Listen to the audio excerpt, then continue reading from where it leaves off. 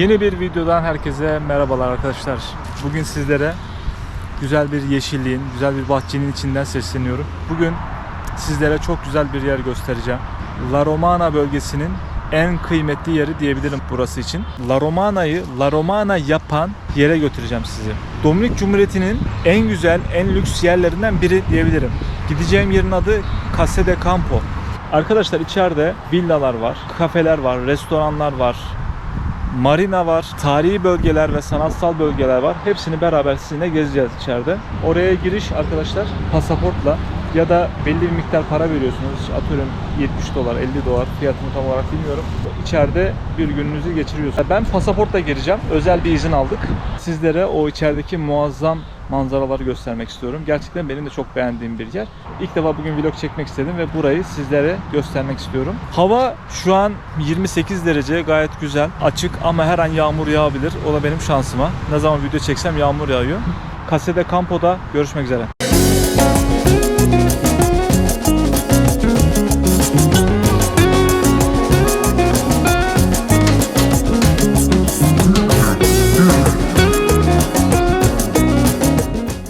Evet arkadaşlar, geldik. Şu an pasaport kontrolündeyiz. Pasaport kontrolünden geçiyor, sonra içeri gireceğiz. Basar. Şimdi kapıyı açtılar bize. Ve Casa de Campo'ya girmiş bulunuyoruz.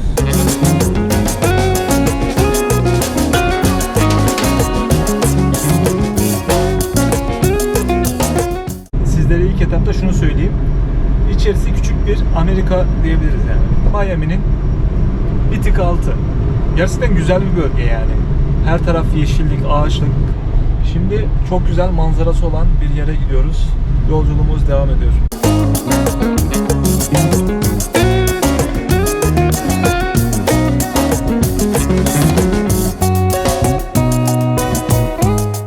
Evet dostlar, şimdi Casa de Campo'ya geldik. İlk durağımız Altos de Chavon. Orta çağı anımsatan küçük İspanyol köyü diyebilirim. Bazıları İtalyan köyü de diyor. Burayı 1970'lerde inşa etmişler. Binalar böyle eskitme duruyor. Aslında çok büyük bir tarihi yok. Burası sonradan yapılmış ama çok eski gibi duruyor. Şimdi ilk durağımız burası. Sizlere buraya göstereceğim. Hadi şimdi birlikte sizlerle keşfedelim burayı.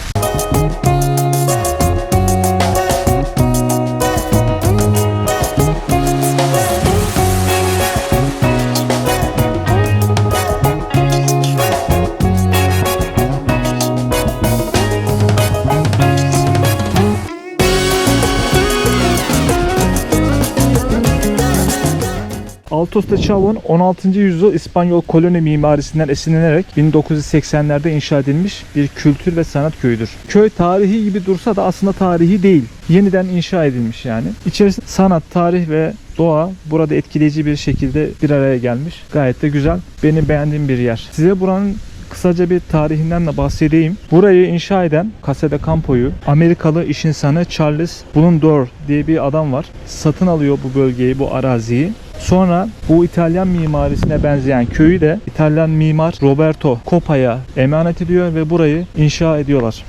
Aşağıda hemen bir Chavon Nehri geçiyor. Bu nehrin tam tepesine inşa edilmiş arkadaşlar burası. Gerçekten manzarası çok güzel. Buraya her gelen turistin bu manzaraya karşı hatıra fotoğrafı var.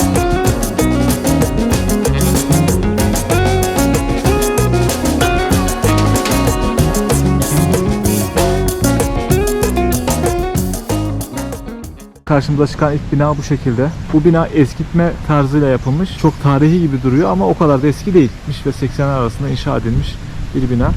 Hemen tabii yan tarafımızda Chavon Nehri'ni görüyorsunuz. Bu Chavon Nehri de bu arada çok ünlü bir nehir. Şimdi meydana geldik. Hemen bizi güzel restoranlar, butik tarzı restoranlar karşılıyor. Güzel bir restoran var.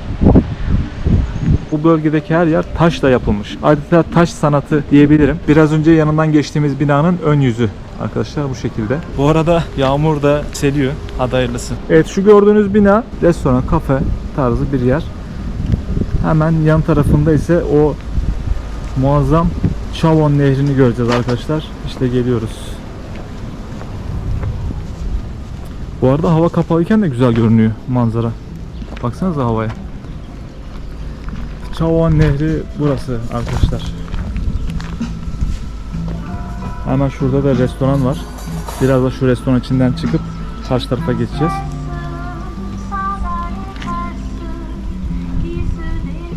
Buranın en güzel manzarası burada arkadaşlar. Tabii şu an nehir çamurlu görünüyor. Bunun nedeni çok fazla yağmur yağdı. 10 gündür yağmur yağıyor burada. Şu anda da yağıyor. Tabii haliyle nehir çamur haline bürünüyor. Buraya geldiğim zaman kendimi Avrupa'da gibi hissediyorum. Burada yaşasam ve burada sürekli storyler atsam kimse demez Dominik Cumhuriyeti'nde yaşıyorsun diye. Gerçekten tam bir küçük Avrupa ya da Miami'ye benzer bir yer. Aynı zamanda güvenli de bir yer burası arkadaşlar. Nehir manzarasından sonra gezimize devam ediyoruz. Hemen burada bir yönlendirme tabelası bulunuyor. İleride kilise, müze ve amfiteyatro da var. Onları da göreceğiz arkadaşlar. İkinci bir kafe ve restoranı görüyoruz. Çok fazla içeride hediyelik eşya dükkanları var. Burası butik bir ayakkabı dükkanı. Hemen yanında ise takı, mücevher, pırlanta yeri var. Bu da ayrı güzel detay. Ben buraya ne zaman gelsem aklıma ilk gelen şey özellikle bu bölgede mafyanın içine girmiş gibi hissediyorum. Turistik bir yer değil de adeta özel malikaneye girmiş gibi hissediyorum. Evet, burası da böyle bir alan arkadaşlar. Hemen şurada bir restoran daha var. Çok sayıda restoran ve kafe var. Altus'ta Çavon'u gezerken sizlere Amber Müzesi'ni göstermek istiyorum. Amber bir taş.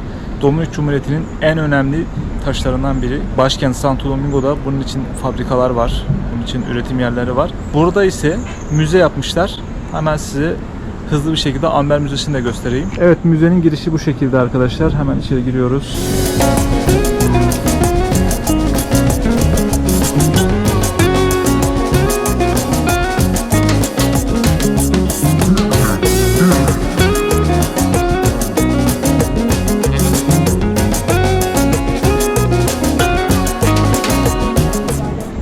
Gezimize kaldığımız yerden devam ediyoruz.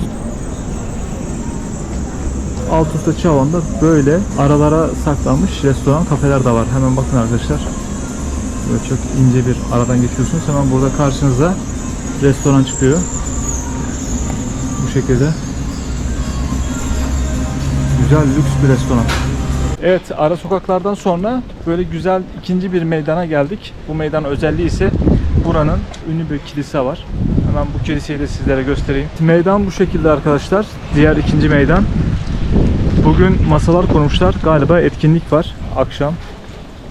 Ya da düğün de olabilir. Çünkü bu kilise aynı zamanda düğünler için de kullanılıyor.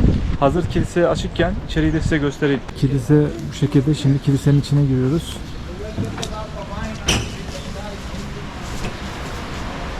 Kilise çok küçük, butik bir şekilde ama şirin. Burada genelde evlilik ve etkinlikler için törenler yapılıyor bu masada. Hemen yanımızda Meryem Ana Suriyet var. Arkadaşlar burası küçük bir kilise ama ünlü de bir kilise. Burada Michael Jackson'ın bir zamanlar gizli bir şekilde nikah kıydığı söyleniyor. Çeşitli kaynaklardan öğrendik bu bilgiyi. Bu kilise 1979 yılında Papa II. Juan Pablo açıyor burayı. Dominik Cumhuriyeti'ne etkinlik yapmak isteyenlere bu kilise açık arkadaşlar. Onu da size söyleyeyim. Abi şaka gibi ya. Şurayı görebiliyor musunuz? İnanılmaz bir yağmur yağıyor. Biraz önce size göstermiş olduğum Çavon Nehri sistem ve yoğun yağıştan görünmüyor arkadaşlar. Yağmurdan dolayı kiliseye sığındık. Şu an kilisede oturuyorum. Yağmur bittikten sonra gezimize kaldığımız yerden devam edeceğiz. Bu arada size hazır buradayken ekstra bilgiler de vereyim. Casita Campo arkadaşlar Punta Cana Havalimanı'na 70 kilometre uzaklıkta. Punta Cana'ya tatile geldiğiniz zaman buraya gelip gezebilirsiniz. Santo Domingo Havalimanı'na gelirseniz ise oradan buraya da 1,5 saate ulaşabilirsiniz arkadaşlar. Yağmur durdu şimdi. Kaldığımız yerden devam ediyoruz arkadaşlar. Tam olarak 1 saat boyunca yağmur yağdı ve kiliseye sığındık ve şimdi tekrardan gezmeye devam edeceğiz. Kilisenin bahçesi bu şekilde arkadaşlar. Hazırlık var. Akşama burada bir etkinlik olacak. Hemen kilisenin karşısında ise Çavon Nehri bizleri karşılıyor. Şimdi oraya doğru gidelim. Casita Campo'nun bu arada çok ünlü golf sahaları var. Biraz önce şu karşıdaydık. Hemen şuradan yürüdük.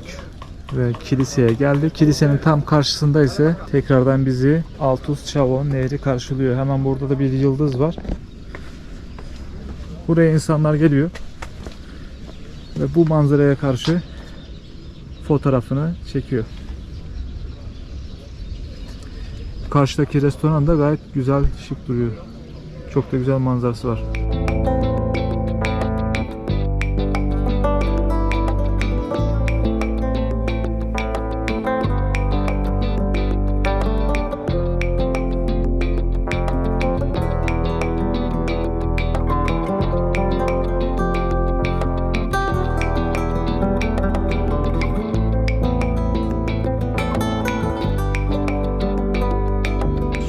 Gezimize devam ediyoruz. Karşımıza bu şekilde manzaralar çıkıyor arkadaşlar.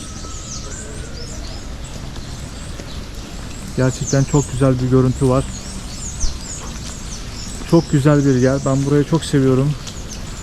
Ve insanın ruhu dinleniyor burada. Şu etrafa bakar mısınız? Çok güzel yeşillik. Yeni yağmur yağmış. Muhteşem bir manzara var.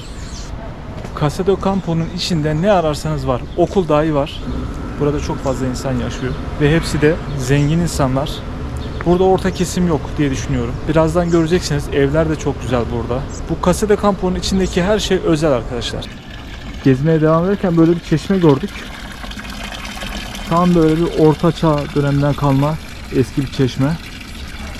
Bu su içiliyor mu bilmiyorum ama güzel akıyor. Yani çevresi de bu şekilde. Güzel bir görüntü bulamam diye endişeleniyordum ama yağmur yağdıktan sonra burası daha da güzel oldu. Yeşilin rengi daha da güzel görünmeye başladı burada.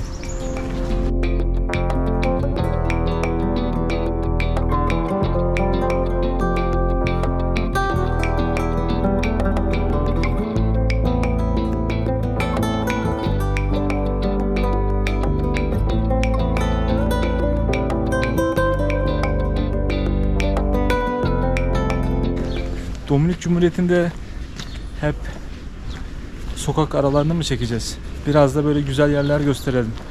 Evet, bu şekilde bagiler kiralayarak arkadaşlar Casa do Campo içerisini gezebilirsiniz. Ve şimdi nereye geldik? Açık Hava Tiyatrosu'na, amfiteyatroya geldik arkadaşlar. Bu Altus Çavo'nun meşhur açık hava tiyatrosu bu şekilde. Gerçekten muhteşem bir görüntü. Burası 5000 kişi alıyor. Burada arkadaşlar konser, gösteri ve etkinlikler yapılıyor. Birçok ünlü de burada konser verdi. Bunlardan bazıları Frank Sinatra, Sting, Shakira burada konser veren başlıca sanatçılardan birkaçı arkadaşlar. Şimdi aşağıya indik. Yukarıda da turistleri görüyorsunuz. Buranın akustiği inanılmaz. Şu an sahne önündeyim ve karşımda tribünler var. Şu an konuştuğum zaman ses yankı yapıyor ve yukarıdakiler beni çok net bir şekilde duyuyor. Bu kadar açık hava olmasına rağmen akustiği çok iyi. Yukarı doğru tırmanıyoruz arkadaşlar. Turistler gördüğünüz gibi böyle sesler çıkartıyorlar akustiği denemek için. Genelde alkış yapıyorlar. Çok güzel bir yer. Amfiteyatroyu gezerken bayağı bir susadık. Hemen şimdi küçük mini marketten su alalım. Çok güzel. Buraya özgü bir market var arkadaşlar. Burayı da size göstereyim. İçerisi bu şekilde. Kahve de var. ¿Cómo estás? İyi. Marketten suyumuzu aldık. Pellegrino suyumuzu da aldık arkadaşlar. Normal su almadım. Bu burada 175 peso yani 3 dolar yapıyor şu gördüğünüz su. Ya buraya gelmişken de bunu içeyim bari. Bu arada marketten çıkamıyorum gerçekten. Her tarafı güzel malzemelerle çevrili. Bakın tablolar falan. Altus'ta gezmeye devam ediyoruz.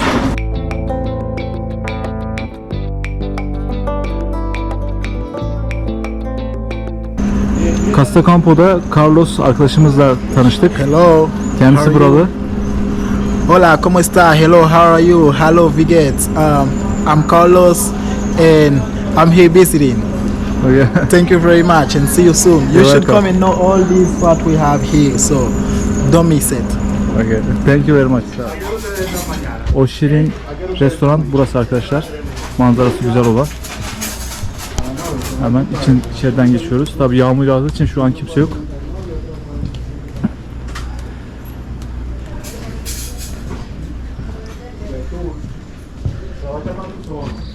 Yağmur durdu. Biraz önce burada göz gözü görmüyordu. Öyle yağmur yağdı çünkü.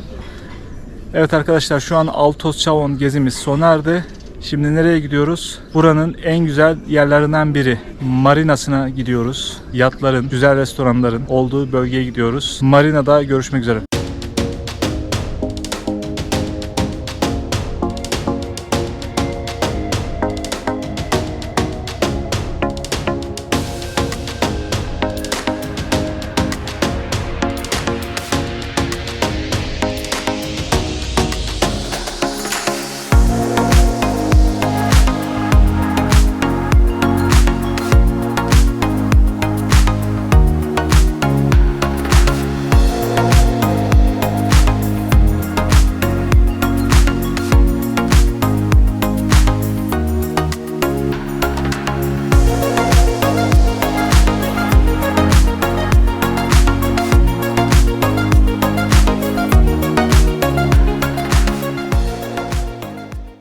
Arkadaşlar, marinaya geldik.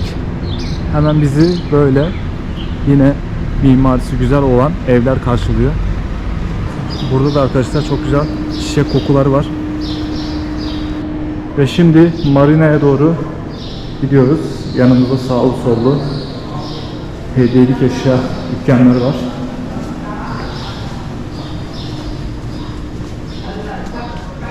Güzel bir alana çıktık. Burası restoranların olduğu yer. Evet, biraz önce sizlere ev diye gösterdiğim yerler burası. Gerçekten çok güzel bir manzaraya sahip. Burada oturanlar çok şanslı. O gördüğümüz evlerde oturan kişilerin yatları işte burada. Burada park edilmiş şekilde bekliyor.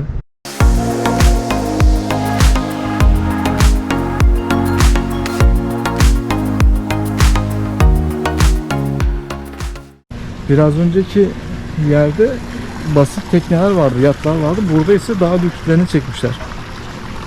Siyah. Muhteşem duruyor ya. Daha da büyükleri vardı iç taraflarda ama ben görmüyorum. Şu an önüme çıkan yat bu. Hemen karşısında restoran var. Şu tarafta evler var.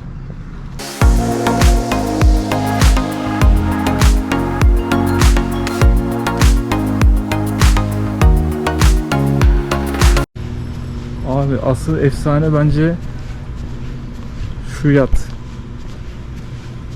Bu da güzel. Bu da bayağı büyükmüş.